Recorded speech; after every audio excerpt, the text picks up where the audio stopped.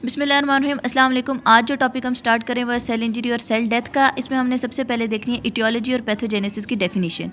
Etiology कहते हैं कोई भी अंडरलाइन काज, ठीक है, जो डिजीज़ को इनिशिएट कराता है, और पैथोजेनेसिस कहते हैं वो पूरा मैकेनिज्म जो डिजीज़ को प्रोग्रेस कराते हैं, ठीक है। जैसे हमारे पास एक बैक्टीरिया आया ना, bacteria is the aetiological agent. Aetiology basically cause को कहते हैं, ठीक है। काजेटिव फैक्टर्स जो होंगे ना वो इटियोलॉजी में आएंगे, और मैकेनिज्म ऑफ डेवलपमेंट जो होगा वो पैथोजेनेसिस में आएगा। फॉर एग्जांपल हमारे पास एक बैक्टीरिया आया है, बैक्टीरिया इटियोलॉजिकल एजेंट है, लेकिन उसके बाद बैक्टीरिया आया, उसने लेसिथिनेज एंजाइम प्रोड्यूस की, उस लेसिथिनेज एंजाइम ने क्या कि सेल मेम्ब्रेन को रप्चर कर दिया और वहाँ पे हेमोलाइसिस हो गई। ये जो सारा प्रोसेस है सेल लेसिथिनेज प्रोड्यूस करके सेल मेम्ब्रेन के रप्चर तक, ये सारी चीज़ होती है पैथोजेनेसिस। आई होप आपको ये इटियोलॉजी और पैथोजेनेसिस में डिफरेंस समझ आ गया होगा। अगर इसको सिंपली अगर एक्सप्लेन किया जाए तो इटियोलॉजी कहते हैं व्हाई अ डिजीज़ अराइज, और पैथोजेनेसिस कहते हैं हाउ अ डिजीज़ डिवेलप्स, ठीक है।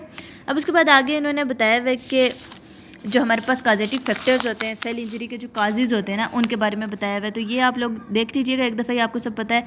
हाइपोक्सिया हमें पता है कि ऑक्सीजन डेफिशिएंसी होगी तो ऑब्वियसली नहीं सेल की इंजरी हो जाएगी। इस्कीमिया हो जाएगा तो इस्कीमिया की वजह से भी हाइपोक्सिया हो जाता है, उसकी वजह से भी सेल इंजरी हो जाएगी।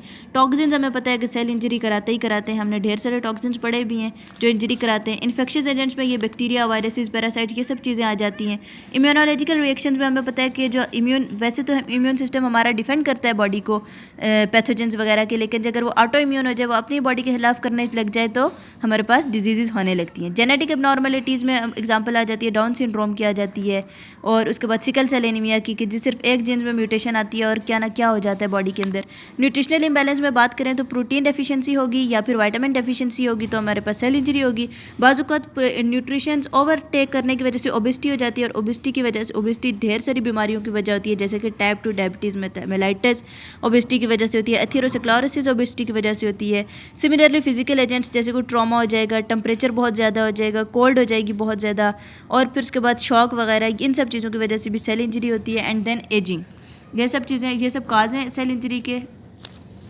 उसके बाद हम अगली बात करते हैं रिवर्स। अच्छा, सेल इंजरी ना दो तरह की। सबसे पहले हमारे पास होता क्या है बॉडी के अंदर, नॉर्मली सेल नॉर्मल रहता है, होम्योस्टेसिस, सब चीज़ एक रेगुलर तरीके से हो रही है। अगर कोई आ गया हमारे पास ऐसा एजेंट जो सेल इंजरी करा सकता है तो सेल के अंदर हो जाएगी इंजरी। अब इंजरी किस तरह की होगी? इंजरी दो तरह की होती है, एक तो रिवर्सिबल हो जाती है, एक इरिवर्सिबल होती है। रिवर्सिबल सेल इंजरी में क्या होता है कि जो एजेंट है ना, जो इन्फेक्शियस एजेंट है, जो इंजूरियस एजेंट है, वो अगर ख़त्म हो गया, बाहर निकल गया तो सेल रिकवर कर जाएगा, सेल नॉर्मल हो जाएगा। लेकिन इरिवर्सिबल इंजरी में ऐसे नुकसानात कर देता है कि वो चला भी जाए ना पॉजिटिव एजेंट, फिर भी सेल रिकवर नहीं कर सकता। तो इरिवर्सिबल इंजरी के नतीजे में हो जाते हैं हमारे पास सेल डेथ। अब सेल डेथ की होती है हमारे पास दो टाइप, एक होता है अपोप्टोसिस और एक होता है नेक्रोसिस। ये हम आगे पढ़ेंगे। अभी हम बात करते हैं रिवर्सिबल सेल इंजरी की, ठीक है। रिवर्सिबल सेल इंजरी में क्या होता है कि हमारे पास, ये तो मैं आपको ऑलरेडी बता चुकी हूँ कि जब इंजूरियस एजेंट्स अगर रिमूव हो जाए और वो वापस सेल अपनी ओरिजिनल हालत में आ जाए, सेल रिकवर कर जाए, तो इस टाइप ऑफ इंजरी को हम रिवर्सिबल सेल इंजरी कहते हैं। अब रिवर्सिबल सेल इंजरी में होता क्या है?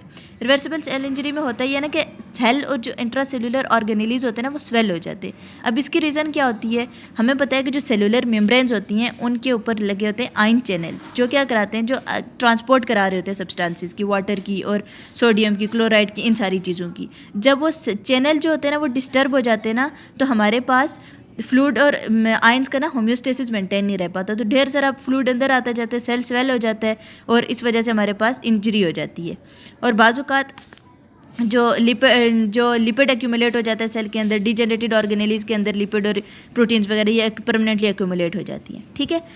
अब उन्होंने आगे एक बात बताई है, उन्होंने ये कहा है कि कुछ सिचुएशन में ऐसा होता है ना कि जो इंजूरियस एजेंट होता है वो सेल ऑर्गेनेलीज के अंदर चेंजेस लाता है, जिनको हम एडाप्टेशंस कहते हैं। जैसे जो हमारे पास, हमें पता है कि जो स्मूथ एंडोप्लाज्मिक रेटिक्यूलम है उसका काम होता है जो हमारे पास केमिकल्स वगैरह होते हैं उनके मेटाबॉलिज्म में, ठीक है, डिटॉक्सिफिकेशन में। अब केमिकल आएगा उसको मेटाबोलाइज करेगा, ठीक है, स्मूथ एंडोप्लाज्मिक रेटिक्यूलम का काम है। अगर केमिकल बहुत ज़्यादा आ रहा है, स्मूथ एंडोप्लाज्मिक रेटिक्यूलम के ऊपर स्ट्रेस पड़ गया, उसे बहुत ज़्यादा काम करना है, तो वो क्या कर देगा, वो अपने अंदर एडाप्टेशन ले आएगा, वो खुद को चेंज कर देगा, उसकी हाइपरट्रॉफी हो जाएगी स्मूथ एंडोप्लाज्मिक रेटिक्यूलम की, ठीक है। अब इसके आगे उन्होंने एग्जांपल दी हुई है कि एक बंदा है जो बारबीचुरेट्स ले रहा है। बारबीचुरेट्स जाके मेटाबोलाइज होती है P450 एंजाइम सिस्टम, जो कि स्मूथ एंडोप्लाज्मिक रेटिकुलम में लोकेटेड होता है। वो जो P450 एंजाइम सिस्टम है वो लीवर में होता है, ठीक है। अब एक बंदा बारबीचुरेट्स ले रहा है, ठीक है। अब कुछ अर्से बाद टॉलरेंस डेवलप हो जाती है, मतलब कि बंदा जितनी शुरू में डोज ले रहा था उतनी डोज से अब उसको फ़र्क नहीं पड़ता। इसकी क्या रीज़न है?